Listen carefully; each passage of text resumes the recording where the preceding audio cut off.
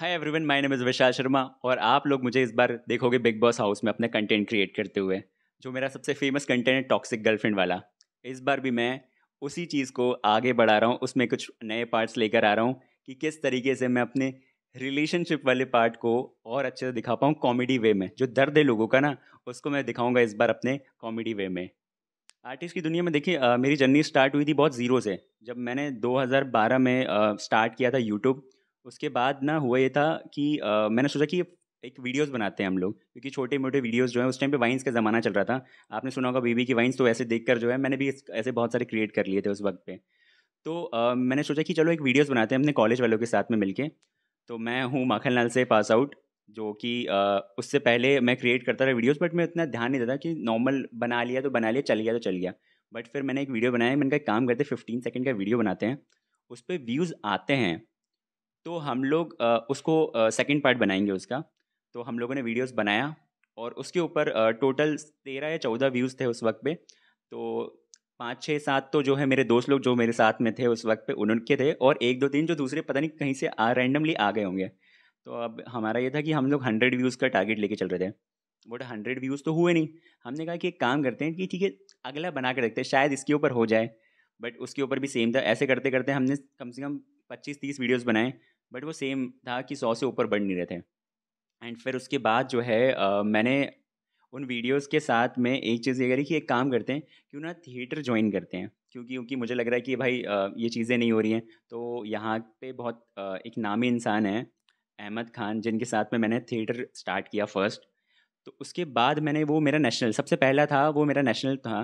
क्योंकि लोग यूजुअली लोगों को ना 5 6 साल लग जाते हैं, क्योंकि वो नेशनल नहीं है, लेकिन मेरा पहला ही शो नेशनल था बॉलीवुड एक्टर अहमद खान के साथ में। तो वहाँ से मुझे थोड़ा सा एक हाइप मिला, 1%, उसको मैं 1% काउंट करूँगा क्योंकि इतना नहीं। तो उसके बाद फिर जो है मुझे सेकंड मिला, वो भी जो है अच्छा खासा नेशनल था। दो नेशनल मैंने कर लिए थे। और जो बाकी लोग थे जो 5 5 6 6 साल से कर रहे थे कि यार हम लोग अभी तक नेशनल पे छोड़ो, अभी स्टेट तक नहीं पहुँचे, तुमने डायरेक्ट फर्स्ट जो है नेशनल कर लिया। अब वो जैसे भी करके, बट वो सारे सेकंड लीड रोल में थे और अच्छे कैरेक्टर्स थे। तो उन कैरेक्टर्स के साथ में मैंने कुछ और इम्प्रोवाइज़ किया कि और क्या नेक्स्ट कर सकते हैं, कैसे उसको बेहतर कर सकते हैं, क्योंकि उनकी जो स्क्रिप्ट होती है वो बेसिक होती है। अब उसमें एक्स्ट्रा एड ऑन करना है, वो हमारा पार्ट होता है, और वो आता है ऑब्जर्वेशन से।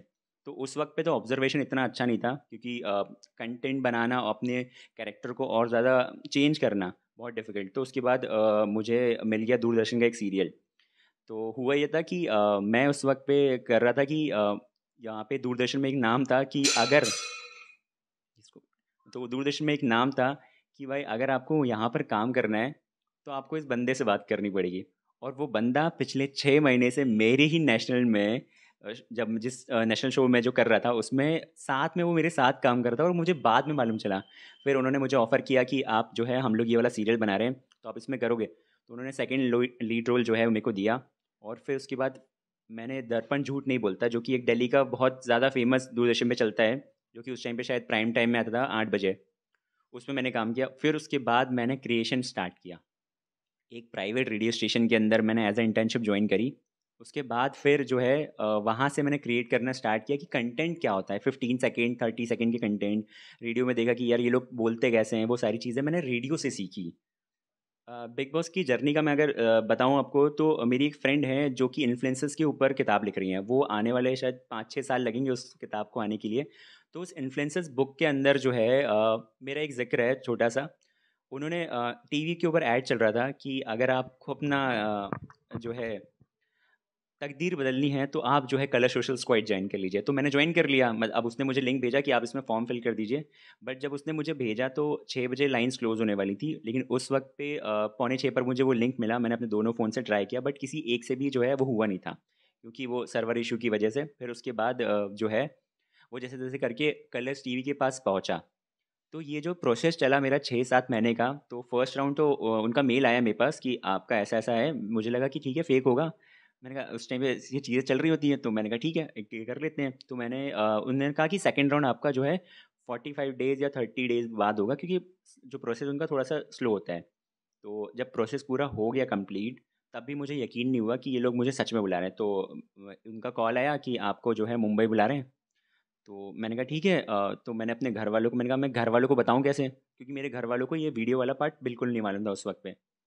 तो मैंने कहा मैं एक काम करता हूँ, जिस दिन मुझे मुंबई जाना होगा उसी दिन सुबह बैग उठाते हुए मम्मी को बोल दूँगा मैं मुंबई जा रहा हूँ।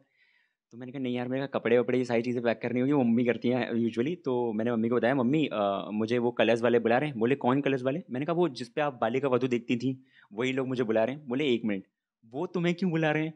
मैंने कहा मम्मी ये तो मुझे नहीं पता वो लोग मुझे क्यों बुला रहे हैं, लेकिन अब बुला रहे हैं क्योंकि मुझे भी नहीं मालूम वो लोग किस तरीके का कंटेंट मुझसे क्रिएट कराने वाले हैं, कि क्या करने वाले हैं।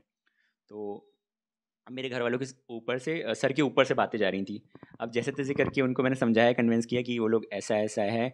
तो जब तक मैंने सलमान खान को अपने आंखों के सामने नहीं देख लिया, तब तक मुझे यकीन नहीं हुआ कि जो है ये लोग सच चल रहा है। मतलब हो रहा था कि या तो हो सकता है मेरे साथ कोई प्रैंक कर रहा है, कोई मजाक हो रहा है या कुछ हो रहा है। एंड फिर उसके बाद जब मैंने सलमान खान को अपने सामने देखा, मैंने कहा नहीं, ये ठीक है। मैंने मम्मी को फ़ोन लगाया, मम्मी हाँ सब ठीक है, कोई दिक्कत नहीं है ना, सलमान खान सामने ही खड़ा हुआ है। एंड ऐसे करके जो चीज़ें हैं वो वहाँ से स्टार्ट हुई।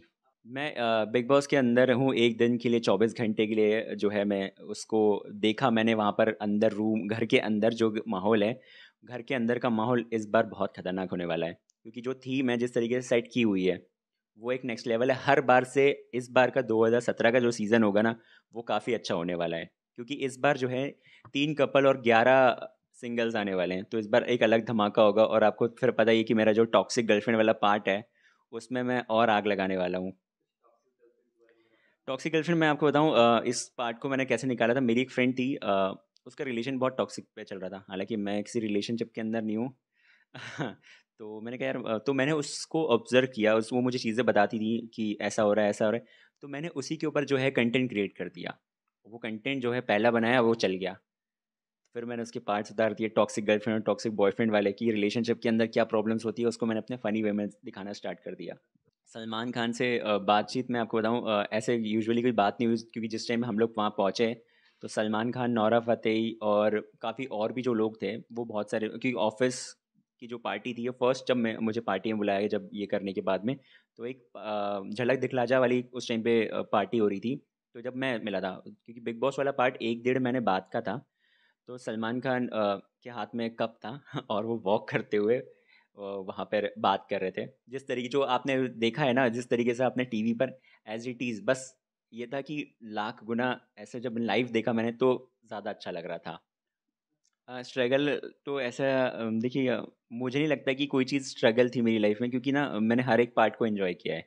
अगर मेरे 15 व्यूज़ भी थे ना, तो मैंने उसको भी एंजॉय किया। कि 15 व्यूज़ हैं यार, मैंने हमेशा पॉजिटिव वो किया है कि अभी अगर 2-3 मिलियंस मेरे इसमें व्यूज़ आते हैं तो वो नॉर्मल लगता है मेरे को।